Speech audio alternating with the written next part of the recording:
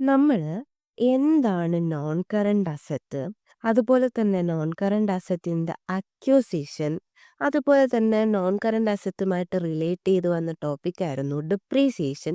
ഇതുപോലെയുള്ള കാര്യങ്ങള് ഡീറ്റെയിൽഡ് ആയിട്ട് ഡിസ്കസ് ചെയ്തിട്ടുണ്ടായിരുന്നു. ഇനി നമ്മൾ നോക്കാൻ പോകുന്നത് നമ്മുടെ നോൺ കറന്റ് അസറ്റിന്റെ ഡിസ്പോസലാണ്. ഓക്കെ, ഇനി നമ്മൾ നമ്മുടെ നോൺ കറന്റ് അസറ്റ് നമ്മുടെ കമ്പനിയിൽ നിന്ന് ഒഴിവാക്കാൻ വേണ്ടി പോവുകയാണ്. സോ അതുമായി ബന്ധപ്പെട്ട് എന്തൊക്കെ കാര്യങ്ങളാണ് പഠിക്കാനുള്ളത് എന്നുള്ളതിൻ്റെതും, അതുപോലെ തന്നെ എന്തൊക്കെ ജേണൽ എൻട്രീസ് വരുന്നുണ്ട്, ഇതിൻ്റെയൊക്കെ കോൺസെപ്റ്റ് എന്താണ് എന്ന് നമുക്ക് നോക്കാം. നമ്മുടെ IAS-16 property plan and equipment അനുസരിച്ച് നമ്മുടെ ഈ PPയിലുള്ള ഐറ്റംസ് നമ്മൾ ഡീറെക്കഗ്നൈസ് ചെയ്തിരിക്കണം. PP എന്ന് പറഞ്ഞു കഴിഞ്ഞാൽ പ്രോപ്പർട്ടി പ്ലാൻ ആൻഡ് എക്യുപ്മെന്റ് നമ്മൾ എന്ത് ചെയ്തിരിക്കണം? ഡീറെക്കഗ്നൈസ് ചെയ്തിരിക്കണം. എന്താണ് ഈ ഡീറെക്കഗ്നൈസ് ചെയ്യുക എന്നുകൊണ്ട് ഉദ്ദേശിക്കുന്നത്? വേറൊന്നുമില്ല, നമ്മുടെ ഈ അസറ്റൊക്കെ എവിടെയാണ് കാണിച്ചിരിക്കുന്നത്? SOFPയിലായിരിക്കും ഇതൊക്കെ കാണിച്ചിരിക്കുന്നത്. നമ്മൾ ഈ SOFPന്ന് എന്ത് ചെയ്യണം?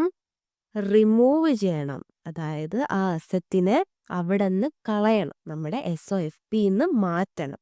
അതാണ് ഈ ഡീറെക്കഗ്നൈസ് ചെയ്യുക കൊണ്ട് ഉദ്ദേശിക്കുന്നത്. സോ നമ്മൾ PPയിലുള്ള ഐറ്റംസ് ഡീറെക്കഗ്നൈസ് ചെയ്യണം. എപ്പോഴാണ് ഡീറെക്കഗ്നൈസ് ചെയ്യേണ്ടത്? When the asset is disposed of. നമ്മൾ നമ്മുടെ അസറ്റ് ഡിസ്പോസ് ചെയ്യുന്ന സമയത്ത്, അല്ലെങ്കിൽ when no future economic benefits are expected from its use. അതായത് നമ്മുടെ ആ അസറ്റ് യൂസ് ചെയ്യുന്നത് വഴി ഇനി നമുക്ക് ഒരു രീതിക്കുള്ള എക്കണോമിക് ബെനിഫിറ്റ്സും ജനറേറ്റ് ചെയ്യാൻ പറ്റില്ല എന്നുള്ള അവസ്ഥയിലെത്തുമ്പോഴും നമ്മൾ എന്ത് ചെയ്യും? നമ്മൾ നമ്മുടെ അസറ്റ് ഡീറെക്കഗ്നൈസ് ചെയ്തിരിക്കണം എന്നാണ് നമ്മുടെ IAS-16 പറയുന്നത്. ഓക്കെ, എപ്പോഴൊക്കെയാണ് നമ്മുടെ അസറ്റ് ഡിസ്പോസ് ചെയ്യുമ്പോഴും അവിടെ നിന്ന് no future economic benefits expect ചെയ്യേണ്ട എന്നുള്ളപ്പോഴുമാണ് നമ്മൾ എന്ത് ചെയ്യുന്നത്? അസറ്റ് ഡീറെക്കഗ്നൈസ് ചെയ്യുന്നത്. നമ്മളിവിടെ ഡിസ്പോസ്ഡ് എന്ന് പറയുന്ന ഒരു ടേം കണ്ടു. എന്താണ് ഈ ഡിസ്പോസ്ഡ് കൊണ്ട് ഉദ്ദേശിക്കുന്നത്? വേറൊന്നുമല്ല, നമ്മുടെ ബിസിനസ് എൻറ്റിറ്റിയിൽ നിന്നും പെർമനൻ്റ്ലി നമ്മുടെ അസറ്റ് റിമൂവ് ചെയ്യുന്നതിനെയാണ് നമ്മൾ ഡിസ്പോസ്ഡ് എന്ന് പറയുന്നത്. ഓക്കെ, സോ ഡിസ്പോസ്ഡ് എന്ന് പറഞ്ഞു കഴിഞ്ഞാൽ the asset is permanently removed from use by the entity. നമ്മൾ എൻറ്റിറ്റിയിലെ യൂസൊക്കെ നിർത്തി. ഇനി നമ്മുടെ അസറ്റ് നമ്മുടെ എൻറ്റിറ്റിയിൽ ഇല്ല. ഓക്കെ, ഇനി എങ്ങനെയൊക്കെ നമുക്ക് ഡിസ്പോസ് ചെയ്യാം എന്നുള്ളതുകൂടെ നോക്കാം. എങ്ങനെയൊക്കെ ഡിസ്പോസ് ചെയ്യാം? ഒന്നാമത്തെ മെത്തേഡ് എന്ന് പറഞ്ഞു കഴിഞ്ഞാൽ സോൾ. നമുക്ക് എന്ത് ചെയ്യാൻ വേണ്ടി പറ്റും? നമുക്ക് നമ്മുടെ ഈ അസറ്റ് വിൽക്കാൻ പറ്റും, അല്ലേ? എൻ്റെ കയ്യിൽ ഒരു മെഷീനറി ഉണ്ടായിരുന്നു എന്ന് വിചാരിക്കുക. അതുകൊണ്ട് എനിക്കിനി ഫ്യൂച്ചർ ബെനിഫിറ്റ്സ് ഒന്നും ജനറേറ്റ് ചെയ്യാൻ പറ്റില്ല. സോ ഞാൻ എന്ത് ചെയ്യും? അത് വിൽക്കും, അല്ലേ? സോ നമുക്ക് ഒന്നുകിൽ സെല്ല് ചെയ്യാം. രണ്ടാമത്തെ മെത്തേഡ് എന്ന് പറഞ്ഞു കഴിഞ്ഞാൽ സ്ക്രാപ്ഡ്. എന്താണ് ഈ സ്ക്രാപ്ഡ് കൊണ്ട് ഉദ്ദേശിക്കുന്നത്? വേറൊന്നുമല്ല, നമ്മൾ ഈ വേസ്റ്റ് ഒക്കെ കളയില്ലേ, അതായത് നമ്മൾ വലിച്ചെറിയുക എന്ന് പറയുന്നത് പോലെ നമ്മളിതെന്ത് ചെയ്യും? ചുമ്മാ അങ്ങ് കളയും. നമ്മൾ കളയുന്ന എന്താണ്? നമുക്ക് ഇതുകൊണ്ട് നോ ലോങ്ങർ യൂസ്, അതുപോലെ തന്നെ ഇതിൽ നിന്ന് എക്കണോമിക് ബെനിഫിറ്റ്സും ജനറേറ്റ് ചെയ്യാൻ പറ്റില്ല. ആൻഡ് യൂഷ്വലി നമ്മളിത് വിറ്റ് കഴിഞ്ഞാൽ, ഓക്കെ, ഈ ഒരു അസറ്റ് വിറ്റ് കഴിഞ്ഞാൽ നമുക്ക് പൈസയൊന്നും കിട്ടില്ല. So resale value, if there is no resale value, നമ്മൾ എന്ത് ചെയ്യും? നമ്മൾ സ്ക്രാപ്പ് ചെയ്യും, അതായത് വെറുതെ കളയും. അതാണ് ഈ സ്ക്രാപ്ഡ് കൊണ്ട് ഉദ്ദേശിക്കുന്നത്.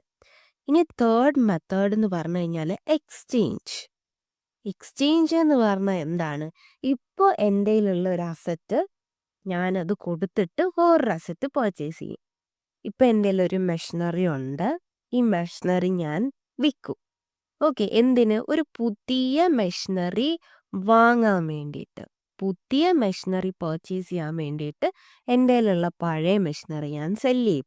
മേ ബി ചിലപ്പം അഡീഷണലി നമ്മുടെ കയ്യിൽ നിന്ന് ക്യാഷ് ആവുമായിരിക്കും. ഓക്കെ, അപ്പം മേ ഓർ മേ നോട്ട് ഇവിടെ എന്ത് ഇൻവോൾവ് ആണ്? ക്യാഷ് ഇൻവോൾവ് ആണ്. or may not cashiers involved. ഇതാണ് എക്സ്ചേഞ്ച് എന്ന് പറഞ്ഞു കഴിഞ്ഞാൽ. ഇനിയുള്ളത് നാലാമത്തെ മെത്തേഡ്. നാലാമത്തത് ഡിസ്ട്രോയിഡ് ആണ്. അതായത് ചിലപ്പോൾ നമ്മുടെ അസറ്റ് ഡിസ്ട്രോ ആയി പോയതായിരിക്കാം. അതായത് നമ്മുടെ എൻറ്റിറ്റിയിൽ ഒരു ഫയർ എന്തെങ്കിലും ഉണ്ടായെന്ന് വിചാരിക്കുക, തീപിടുത്തം നടന്നു. അപ്പോൾ തീ പിടിച്ച സമയത്ത് എൻ്റെ ഒരു മെഷീനറി എന്തായിപ്പോയി, ഡിസ്ട്രോയ് ആയിപ്പോയി, നശിച്ചു പോയി. ഓക്കെ, സോ അങ്ങനെയുള്ള അസറ്റിനെ നമ്മൾ എന്ത് ചെയ്യും, ഡിസ്പോസ്ഡ് എന്ന് പറയും. ആൻഡ് ഫിഫ്ത്ത് വൺ എന്ന് പറഞ്ഞു കഴിഞ്ഞാൽ ഗിവൺ അവേ. ഗിവൺ അവേ എന്ന് പറഞ്ഞു കഴിഞ്ഞാൽ ഇപ്പം എൻ്റെ എൻറ്റിറ്റീന് കുറേ ബെഞ്ചും ഡെസ്കും ഒക്കെ ഉണ്ടെന്ന് വിചാരിക്കാം. ഇമാജിൻ കുറേ ബെഞ്ചും ഡെസ്കും ഒക്കെ ഉണ്ട്. അതുകൊണ്ട് എനിക്കിനി വല്ല യൂസ് ഒന്നും ഇല്ല. ഓക്കെ, സോ ഞാൻ എന്ത് ചെയ്യാൻ പോവാണ്, ഞാനിത് ചാരിറ്റി എന്നുള്ള ബേസിസിൽ ഞാൻ എന്ത് ചെയ്തു, ഈ ഭയങ്കര അണ്ടർ ഡെവലപ്ഡ് ആയിട്ടുള്ള സ്കൂളുകൾക്ക് ഞാൻ ഡൊണേറ്റ് ചെയ്തു. ഓക്കെ, ഞാൻ ആ ഡെസ്കും ബെഞ്ചും ഒക്കെ ഡൊണേറ്റ് ചെയ്തു. സോ ഗിവൺ അവേ, അതാണ് ഈ ഗിവൺ അവേ എന്ന് പറയുന്നത്. ആൻഡ് ലാസ്റ്റ് ആയിട്ട് നമുക്കിന്ന് നോക്കാനുള്ള മെത്തേഡ് എന്ന് പറഞ്ഞു കഴിഞ്ഞാൽ അബൻഡൻഡ്. വേറൊന്നുമല്ല, വെറുതെ അങ്ങ് കളയുക, നമ്മളത് പിന്നീട് യൂസ് ചെയ്യുന്നില്ല, അത്രേ ഉള്ളൂ. Left or never used again എന്നുള്ളതാണ് മീൻ ചെയ്യുന്നത്. സോ ഇങ്ങനെയൊക്കെയാണ് ഈ 6 വേയ്സ്. ഇപ്പം 6 വേയ്സ് ആണ് ഡിസ്കസ് ചെയ്യുന്നത്. ഈ 6 വേയ്സിലൂടെയും നമുക്ക് എന്ത് ചെയ്യാൻ വേണ്ടി പറ്റും, നമുക്കൊരു അസറ്റ് ഡിസ്പോസ് ചെയ്യാൻ വേണ്ടി പറ്റും. നമ്മുടെ എൻറ്റിറ്റിയിൽ നിന്ന് പെർമനൻ്റ്ലി അതിൻ്റെ യൂസ് നമുക്ക് മാറ്റാൻ വേണ്ടി പറ്റും. ഇതാണ് ഈ ടേം ഡിസ്പോസ്ഡ് കൊണ്ട് നമ്മൾ ഡീറ്റെയിൽഡായിട്ട് നോക്കുന്നത്. ഇതിനകത്ത് നമുക്ക് ഈ സോൾഡ് എന്ന് പറയുന്ന ഒരു കേസും അതുപോലെ തന്നെ എക്സ്ചേഞ്ച് എന്ന് പറയുന്ന കേസും നമുക്ക് നോക്കാൻ വേണ്ടിയിട്ടുണ്ട്. നമ്മുടെ അസറ്റ് ഡിസ്പോസ് ചെയ്യുന്നത് വഴി നമുക്ക് പ്രോഫിറ്റ് ആണോ അല്ലെങ്കിൽ ലോസ് ആണോ ഉണ്ടാവുന്നത് നമ്മൾ എങ്ങനെ അറിയുക, അതെങ്ങനെയാണ് അറിയാൻ പറ്റുന്നത് എന്നാണ് ഇനി നോക്കാൻ വേണ്ടി പോകുന്നത്.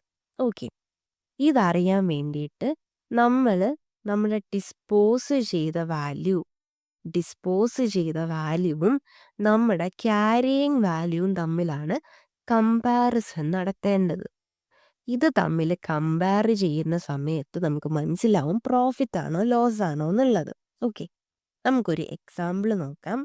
എൻ്റെ കയ്യിൽ ഒരു അസറ്റ് ഉണ്ടായിരുന്നു, അത് ഞാൻ വിൽക്കാൻ വേണ്ടിയിട്ട് ഉദ്ദേശിക്കുവാണ്. ഓക്കെ, ഞാൻ ഇത് സെല്ല് ചെയ്യാൻ വേണ്ടി ഉദ്ദേശിക്കുവാണ്. സോ ഈ അസറ്റ് ഓക്കെ ഒരു മെഷീനറി ആണെന്ന് വിചാരിക്കുക. ഈ മെഷീനറിയുടെ ക്യാരിയിങ് വാല്യൂ, ഓക്കെ, ഇന്നത്തെ ക്യാരിയിങ് വാല്യൂ എന്ന് പറയുന്നത് ഒരു $2000 ആണെന്ന് വിചാരിക്കുക. ഓക്കെ, ക്യാരിയിങ് വാല്യൂ $2000 ആണ്. സോ ഡിസ്പോസ് ചെയ്യുന്ന ഡേറ്റിലുള്ള ക്യാരിയിങ് വാല്യൂ ആണ് നോക്കുന്നത്. Carrying value at disposal date. Okay, disposal date ഇന്ന് ഞാൻ ഡിസ്പോസ് ചെയ്യാൻ വേണ്ടി പോവുകയാണ്, ഇന്ന് ഞാൻ സെല്ല് ചെയ്യാൻ വേണ്ടി പോവുകയാണ്. സോ $2000 ക്യാരിയിങ് വാല്യൂ ഉണ്ട്. എൻ്റെ ബുക്സിൽ നമ്മുടെ അസറ്റിന് വാല്യൂ എത്രയുണ്ട്, $2000 വാല്യൂ ഉണ്ട്. ഓക്കെ, ഞാനിത് ഇന്ന് വിൽക്കുവാണെന്നുണ്ടെങ്കിൽ, ഓക്കെ, ഞാനിത് ഇന്ന് വിറ്റ് കഴിഞ്ഞാൽ ഈ അസറ്റിന് ഒരു $2500 വാല്യൂ ഉണ്ടെന്ന് വിചാരിക്കുക. ഓക്കെ, ഇന്ന് ഞാൻ വിറ്റ് കഴിയുമ്പോൾ എനിക്ക് $2500 കിട്ടും. ഇതാണ് എൻ്റെ സെയിൽസ് പ്രൊസീഡ്സ്, അതായത് വിറ്റ് കഴിയുമ്പോൾ കിട്ടുന്നത്. $2000 വാല്യൂ ഉള്ള ഐറ്റം വിറ്റ് കഴിഞ്ഞപ്പോൾ എനിക്ക് കിട്ടിയത് 2500 ആണ്. സോ ഇവിടെ എനിക്ക് എത്ര രൂപ ഗെയിൻ ഉണ്ടായി, 500 പ്രോഫിറ്റ് ആണ് ഇല്ലേ. 2000 രൂപയേ ഉള്ളൂ ആ അസറ്റിന് ഇപ്പം വാല്യൂ. അങ്ങനെയുള്ള ഒരു അസറ്റിന് 2500 രൂപ കിട്ടി, അപ്പം 500 രൂപ പ്രോഫിറ്റ്. ഇനി വേറൊരു എക്സാമ്പിൾ നോക്കാം. ക്യാരിയിങ് വാല്യൂ നമ്മുടെ ഡിസ്പോസൽ ഡേറ്റിന്, അതായത് ബുക്സിൽ എൻ്റെ വാല്യൂ $2500 ആണെന്ന് വിചാരിക്കുക. ഓക്കെ, ഞാൻ സെല്ല് ചെയ്ത സമയത്ത് എനിക്ക് $2000 കിട്ടിയുള്ളൂ. $2500 വാല്യൂ ഉണ്ടായിരുന്ന ഐറ്റം എത്രേ കിട്ടിയുള്ളൂ? $2000 കിട്ടിയുള്ളൂ. ഇവിടെ എന്താണ്? $500 ലോസ് ആണ് അല്ലേ? 2500 വിലയുള്ള സാധനം 2000 രൂപയ്ക്ക് വിറ്റു എന്ന് പറഞ്ഞാൽ 500 ലോസ്. സോ ഇവിടെ നിന്ന് നമുക്കൊരു കാര്യം മനസ്സിലാക്കാൻ വേണ്ടി പറ്റി. നമ്മുടെ ക്യാരിയിങ് വാല്യൂവിനേക്കാൾ നമ്മുടെ സെയിൽസ് പ്രൊസീഡ്സ് കൂടുതലാണ് എന്നുണ്ടെങ്കിൽ എന്തായിരിക്കും? പ്രോഫിറ്റ് ആയിരിക്കും. ആൻഡ് നമ്മുടെ ക്യാരിയിങ് വാല്യൂവിനേക്കാൾ സെയിൽസ് പ്രൊസീഡ്സ് കുറവാണ് എന്നുണ്ടെങ്കിൽ, sales proceeds less than carrying value ആണെന്നുണ്ടെങ്കിൽ അത് ലോസ് ആയിരിക്കും. സോ ഇങ്ങനെയാണ് നമ്മുടെ ഡിസ്പോസൽ വഴി നമുക്ക് പ്രോഫിറ്റ് ആണോ ലോസ് ആണോ ഉണ്ടായെന്ന് നമുക്ക് മനസ്സിലാക്കാൻ വേണ്ടി പറ്റുന്നത്. സോ ഡിസ്പോസ് വാല്യൂവും ക്യാരിയിങ് വാല്യൂ അറ്റ് ഡിസ്പോസൽ ഡേറ്റും കമ്പയർ ചെയ്താൽ മതി. നമ്മുടെ നെക്സ്റ്റ് ടോപ്പിക്കാണ് ഡിസ്പോസൽ ഫോർ ക്യാഷ് കൺസിഡറേഷൻ.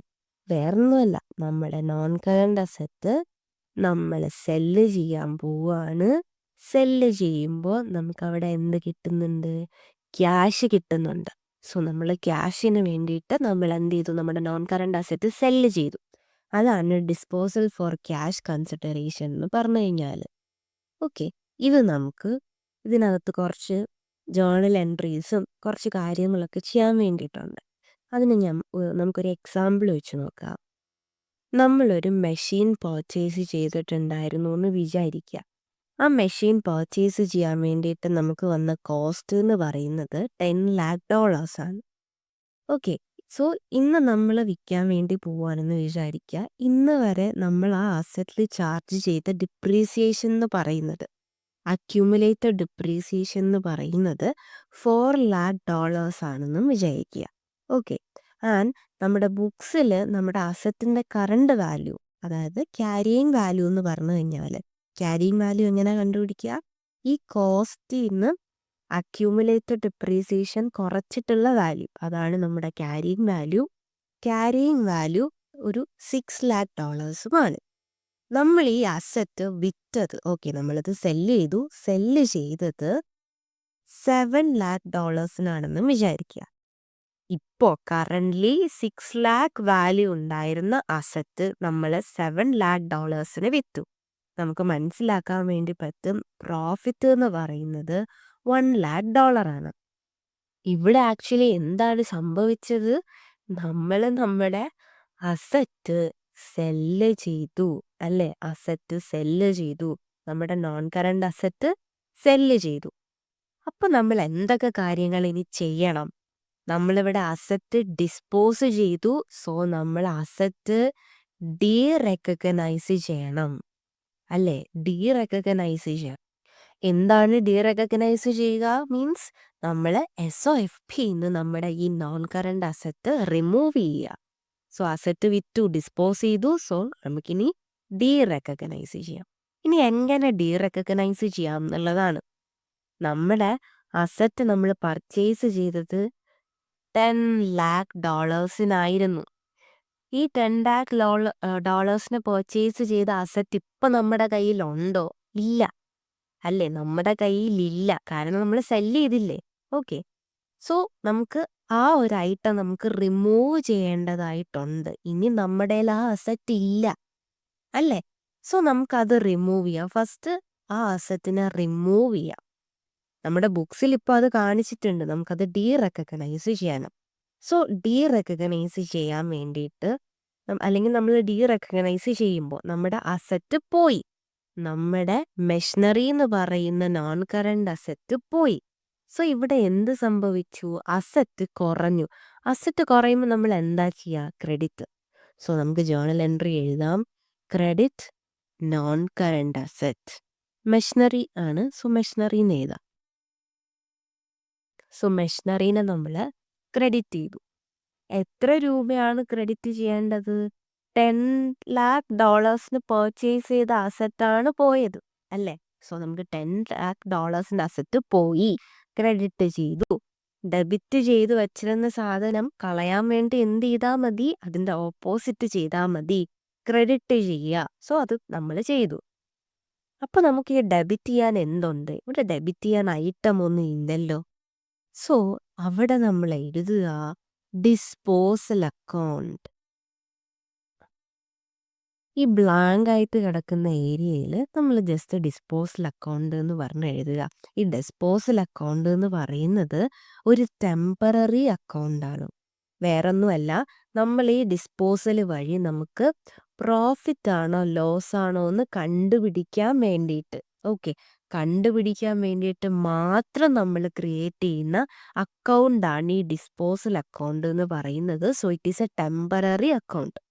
ഡീറെക്കഗ്നൈസ് ചെയ്ത് ഇത് പ്രോഫിറ്റ് ആണോ ലോസ് ആണോ എന്ന് കണ്ടുപിടിച്ച് കഴിഞ്ഞാൽ ഈ ഡിസ്പോസ് അക്കൗണ്ട് അവിടെ ക്ലോസ് ആയി. ഇത് പിന്നീട് ഒരിടത്തും വരില്ല. So it is a temporary account. So നമ്മൾ ഡെബിറ്റ് ഡിസ്പോസൽ അക്കൗണ്ട് എന്ന് പറഞ്ഞ് എഴുതി. എത്ര തന്നെ എഴുതും? $10 lakh തന്നെ എഴുതി. സോ ഇതാണ് സ്റ്റെപ്പ് 1.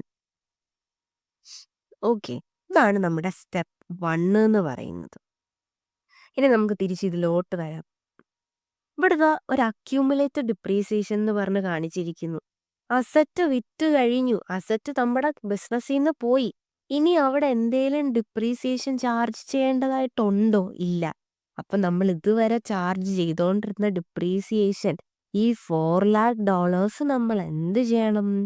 നമ്മുടെ ബുക്സിൽ നിന്ന് എടുത്ത് കളയണം. ഈ അസറ്റ്, ഈ മെഷീനറിയുമായി ബന്ധപ്പെട്ട് എന്തൊക്കെ ഐറ്റംസ് ഉണ്ടോ അതെല്ലാം എടുത്ത് കളയണം. സോ ഈ അസറ്റുമായി ബന്ധപ്പെട്ടതല്ലേ ഈ അക്യൂമുലേറ്റഡ് ഡിപ്രീസിയേഷൻ. സോ അത് നമുക്ക് കളയാം. സോ എങ്ങനെയാണ് നമുക്ക് ഈ അക്യൂമുലേറ്റഡ് ഡിപ്രീസിയേഷൻ കളയുക? ഈ അക്യൂമുലേറ്റഡ് ഡിപ്രീസിയേഷൻ ഇതിന് എന്ത് ബാലൻസാ? ക്രെഡിറ്റ് ബാലൻസ് ആണ്. സോ ഈ ക്രെഡിറ്റ് ബാലൻസിൽ കിടക്കുന്ന ഐറ്റം കളയണം. എങ്കിൽ എന്ത് ചെയ്താൽ മതി? ക്രെഡിറ്റ് ചെയ്ത സാധനം ഡെബിറ്റ് ചെയ്യുക. ഡെബിറ്റ് ചെയ്യുമ്പോൾ എന്തായി പോവും? ആ അക്കൗണ്ട് ഓട്ടോമാറ്റിക്കലി 0 ആയി പൊക്കോളും. സോ ഡെബിറ്റ് അക്യൂമുലേറ്റഡ് ഡിപ്രീസിയേഷൻ എത്രയാണ്? $4 lakh ഡെബിറ്റ് ചെയ്തു. അപ്പൊ നമ്മൾ എന്തെടുത്തിട്ട് ക്രെഡിറ്റ് ചെയ്യും? ക്രെഡിറ്റ് ചെയ്യാനൊന്നുമില്ല. സോ നമ്മൾ നമ്മുടെ മെയിൻ ആള് നമ്മുടെ ഡിസ്പോസൽ അക്കൗണ്ടിനെ എടുത്തെഴുതുക.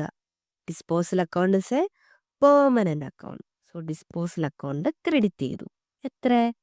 $4 lakh. ഇതാണ് നമ്മുടെ സ്റ്റെപ്പ് 2 എന്ന് പറയുന്നത്. സ്റ്റെപ്പ് 2 കഴിഞ്ഞു. ഇനി എന്താണുള്ളതെന്ന് ഇതിലേക്ക് നോക്കാം. നമ്മൾ നമ്മുടെ അസറ്റ് വിറ്റു അല്ലെ, സെല്ല് ചെയ്ത് നമ്മുടെ കയ്യിലേക്ക് $7 lakh എന്ന് പറയുന്ന എമൗണ്ട് കയ്യിലേക്ക് വന്നു അല്ലെ, ക്യാഷ് വന്നു. സോ ഈ ക്യാഷ് വന്നത് നമ്മൾ റെക്കോർഡ് ചെയ്യണ്ടേ? റെക്കോർഡ് ചെയ്യണം. സോ സ്റ്റെപ്പ് 3 അതാണ്. സ്റ്റെപ്പ് 3 നമ്മുടെ ക്യാഷ് ബിസിനസ്സിലേക്ക് വന്നു. ക്യാഷ് എന്ന് പറയുന്നത് എന്താണ്? ക്യാഷ് എന്ന് പറയുന്നത് ഒരു അസറ്റ് ആണില്ലേ. അസറ്റ് കൂടുമ്പോൾ നമ്മൾ എന്ത് ചെയ്യണം? ഡെബിറ്റ് ചെയ്യണം. So debit cash. അപ്പൊ എന്താ ക്രെഡിറ്റ് ചെയ്യുക അല്ലേ? സോ ഇവിടെ ഒന്നും വരുന്നില്ല. എഴുതുക ഡിസ്പോസൽ അക്കൗണ്ട്. നമ്മൾ ഈ ഡിസ്പോസൽ അക്കൗണ്ടിന് ക്രെഡിറ്റ് ചെയ്തു. എത്രയാണ് നമുക്ക് ക്യാഷ് കിട്ടിയത്? $7 lakh ആണ് കിട്ടിയത്. അതങ്ങോട്ട് എഴുതുക. സോ നമ്മുടെ ജേർണൽ എൻട്രീസ് എല്ലാം കംപ്ലീറ്റ് ആയി. നമുക്ക് 3 സ്റ്റെപ്സ് ആണ് ഇതുമായി ബന്ധപ്പെട്ട് വന്നത്. ഇനി നമുക്ക് ഇതിന്റെ ബേസിസിൽ നമ്മളിവിടെ എല്ലാം എന്ത് അക്കൗണ്ട് ക്രിയേറ്റ് ചെയ്ത് വെച്ചിട്ടുണ്ട്? നമ്മളൊരു ഡിസ്പോസൽ അക്കൗണ്ട് ക്രിയേറ്റ് ചെയ്ത് വെച്ചിട്ടുണ്ട്. എന്തിനാണ് ഡിസ്പോസൽ അക്കൗണ്ട് ക്രിയേറ്റ് ചെയ്തത്? പ്രോഫിറ്റ് ആണോ ലോസ് ആണോ എന്ന് അറിയണം. എന്നാ നമുക്ക് പ്രോഫിറ്റ് ആണോ ലോസ് ആണോ എന്ന് കണ്ടുപിടിക്കാം. സോ ഇത് കണ്ടുപിടിക്കാൻ വേണ്ടിയിട്ട് നമുക്കൊരു ലെഡ്ജർ വരച്ചു നോക്കാം. നമുക്കൊരു ടി അക്കൗണ്ട് വരച്ചു നോക്കാം. ഡിസ്പോസൽ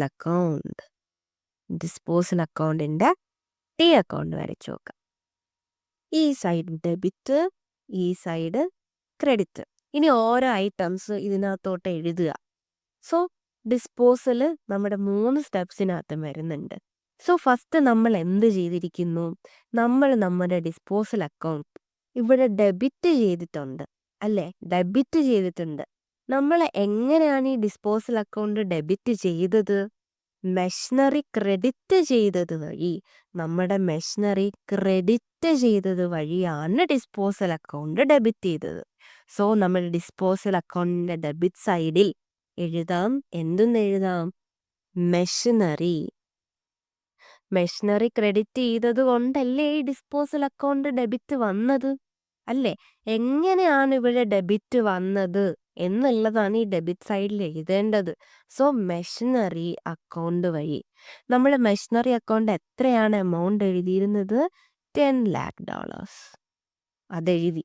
ഇനി ഡിസ്പോസൽ വരുന്നത് സ്റ്റെപ്പ് 2-ലാണില്ല. സോ ഇവിടെ ഡിസ്പോസൽ അക്കൗണ്ട് ക്രെഡിറ്റ് ചെയ്തിരിക്കുന്നു. സോ ഇനി നമ്മളിവിടെ ക്രെഡിറ്റ് സൈഡിലാണ് പരിപാടി വരുന്നത്. ഓക്കെ, ക്രെഡിറ്റ് ചെയ്തിരിക്കുന്നത് എങ്ങനെ നമ്മൾ ക്രെഡിറ്റ് ചെയ്തു? ഇവിടെ അക്യൂമുലേറ്റഡ് ഡിപ്രീസിയേഷൻ ഡെബിറ്റ് ചെയ്തത് വഴി നമ്മൾ എന്ത് ചെയ്തു? ഡിസ്പോസൽ അക്കൗണ്ട് ക്രെഡിറ്റ് ആണ് ചെയ്തത്. എത്ര? $4,00,000. സോ ക്രെഡിറ്റ് സൈഡിൽ എഴുതാം. എങ്ങനെ ക്രെഡിറ്റ് ചെയ്തു? ഡിസ്പോസൽ അക്കൗണ്ട് എങ്ങനെ ക്രെഡിറ്റ് ചെയ്തു? എങ്ങനെ?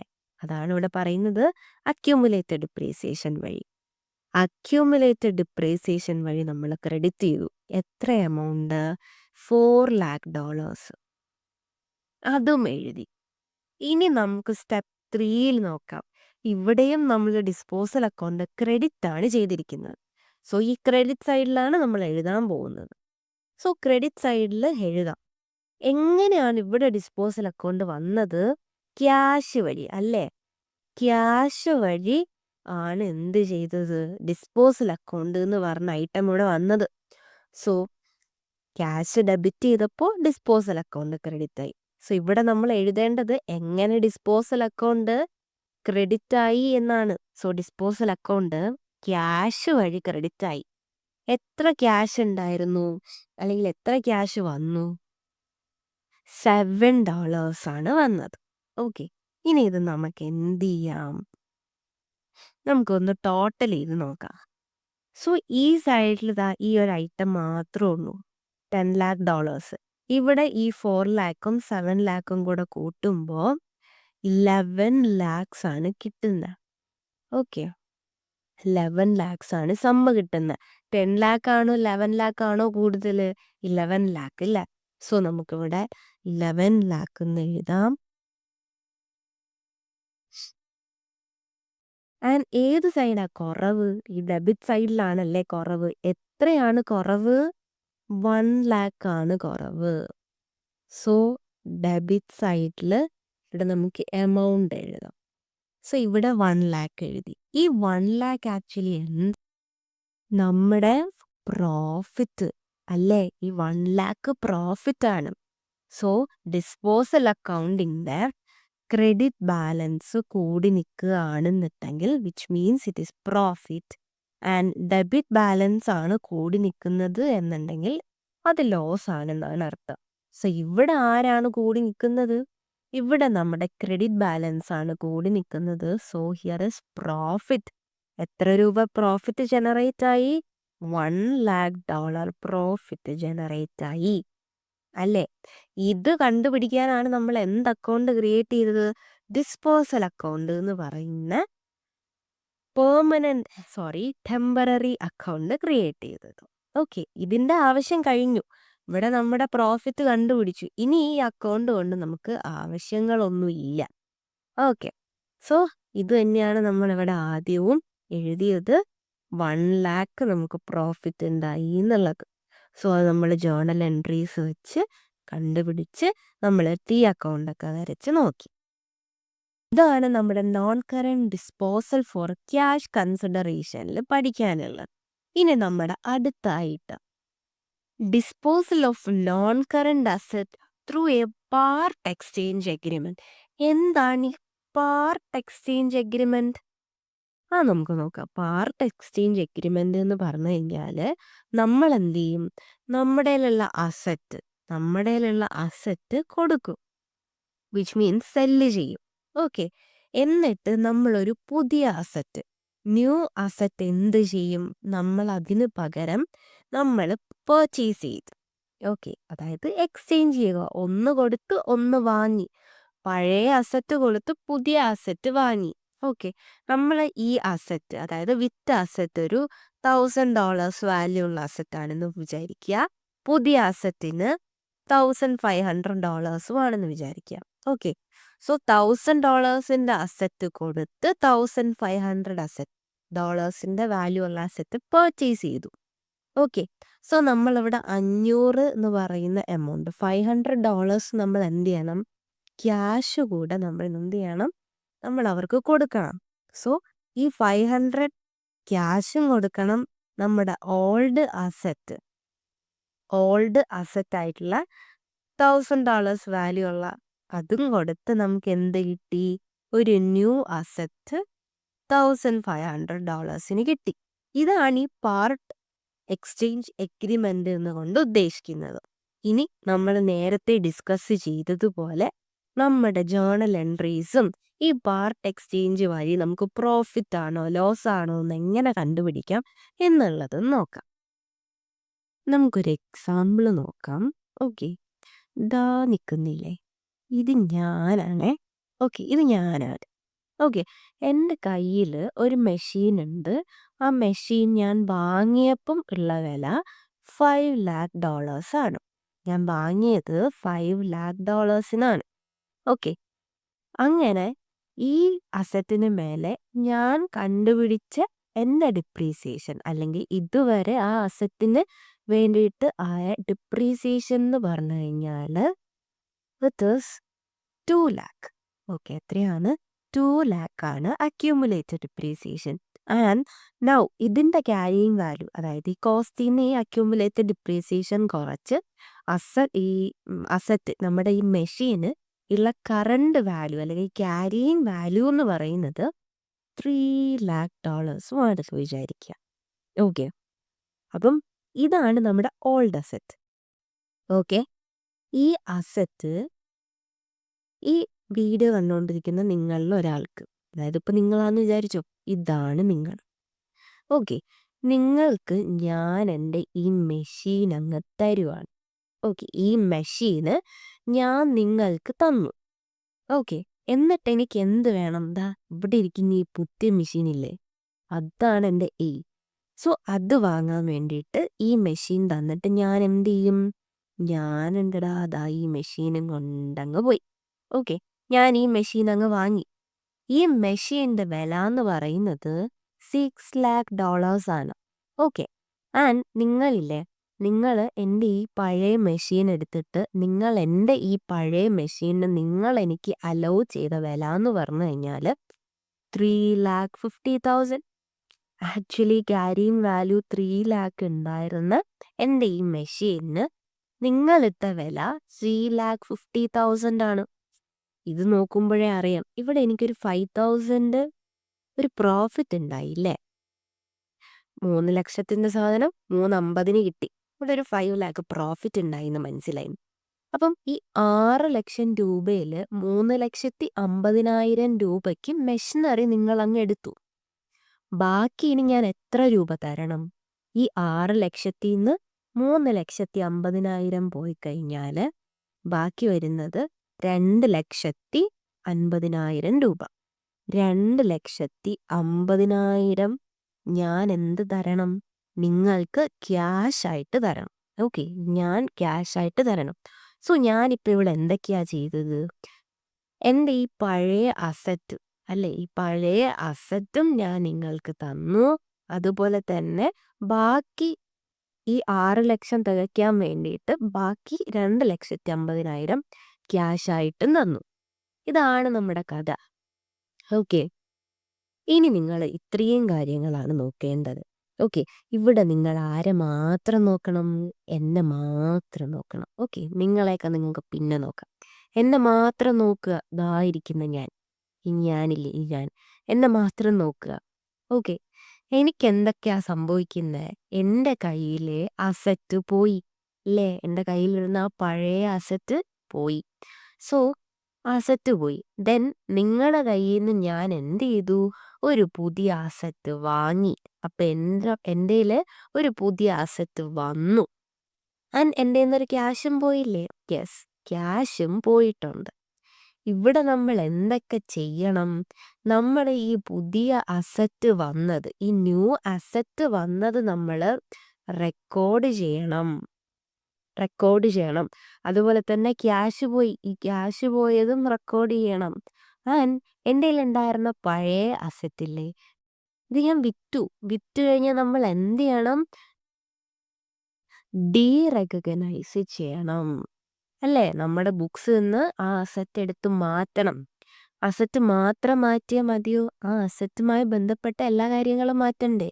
സോ ആ അസറ്റിന് മേലെ നമ്മളൊരു അക്യൂമുലേറ്റഡ് ഡിപ്രീസിയേഷൻ കണ്ടുപിടിച്ചിട്ടുണ്ടായിരുന്നു. അതും നമ്മൾ എന്ത് ചെയ്യണം? എടുത്ത് കളയണം. ഓക്കെ, ഇനി നമുക്ക് ജേർണൽ എൻട്രീസിലോട്ട് പോകാം. ഫസ്റ്റ് എൻ്റെ കയ്യിലുണ്ടായിരുന്ന അസറ്റ് പോയില്ലേ, അത് നോക്കാം. അസറ്റ് പോയി, അസറ്റ് കുറഞ്ഞു. നമ്മുടെ അസറ്റ് കുറഞ്ഞാൽ നമ്മൾ എന്താ ചെയ്യുക? ക്രെഡിറ്റ് ചെയ്യും, അല്ലേ? സോ ക്രെഡിറ്റ് അസറ്റ് $5 lakh എന്നതാ ഇവിടെ എഴുതിയിട്ടുണ്ട്. ഓക്കെ, $5 lakh ക്രെഡിറ്റ് ചെയ്തു. അപ്പം നമ്മൾ എന്താണ് ഇവിടെ ഡെബിറ്റ് ചെയ്യേണ്ടത്?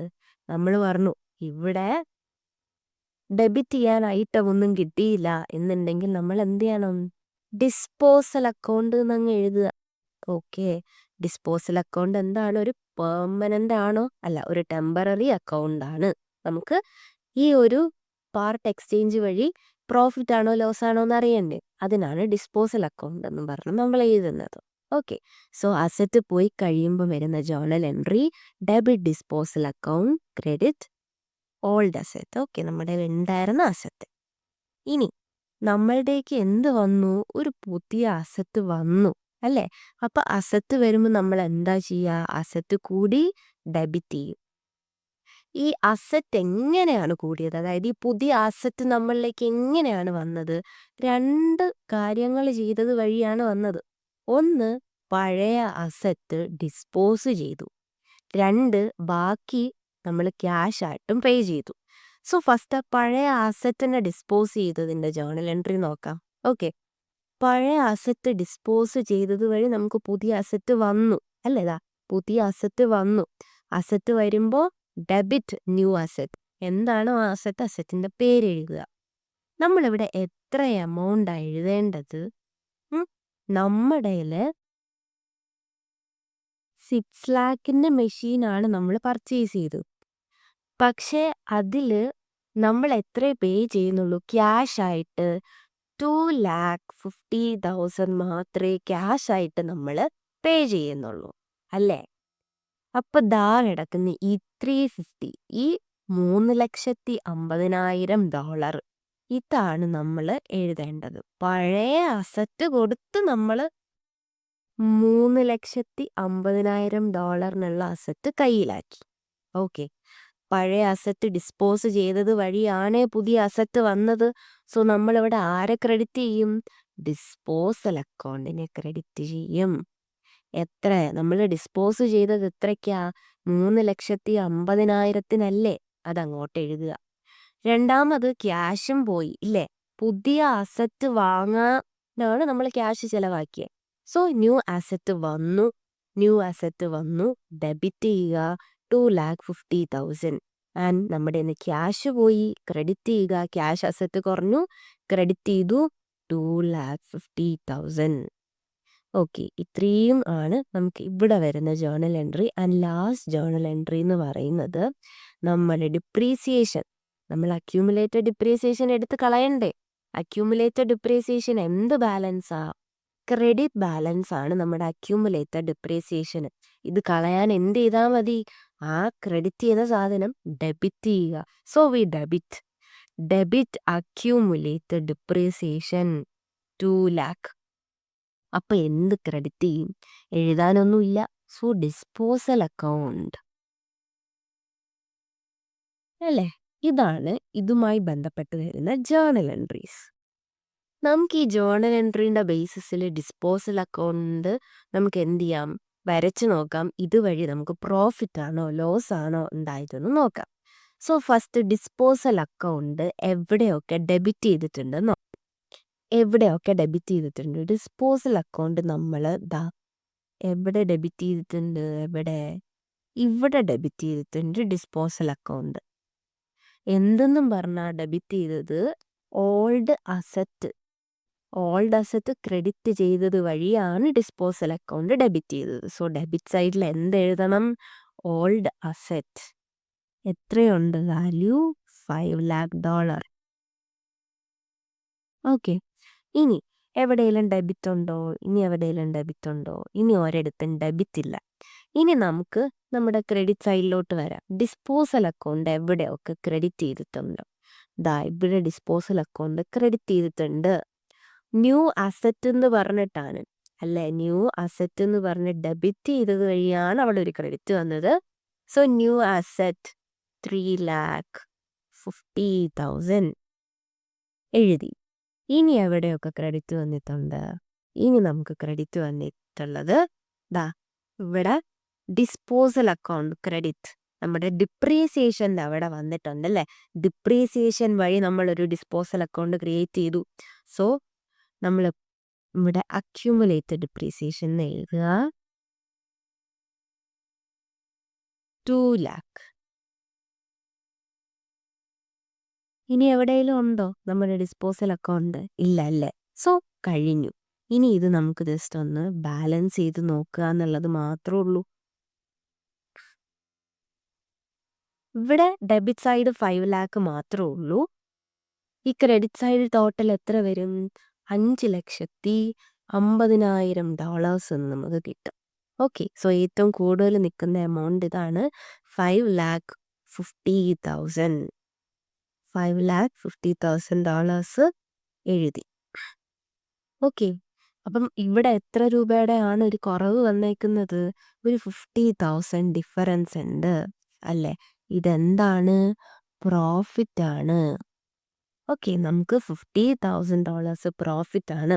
നേരത്തെ ഞാൻ പറഞ്ഞു ക്രെഡിറ്റ് സൈഡാണ് കൂടുതൽ എന്നുണ്ടെങ്കിൽ, നമ്മുടെ ഡിസ്പോസൽ അക്കൗണ്ടിൻ്റെ ക്രെഡിറ്റ് സൈഡാണ് കൂടുതലെന്നെങ്കിൽ പ്രോഫിറ്റ്, ഡെബിറ്റ് സൈഡാണ് കൂടുതലെന്നുണ്ടെങ്കിൽ ലോസ് ആയിരിക്കും.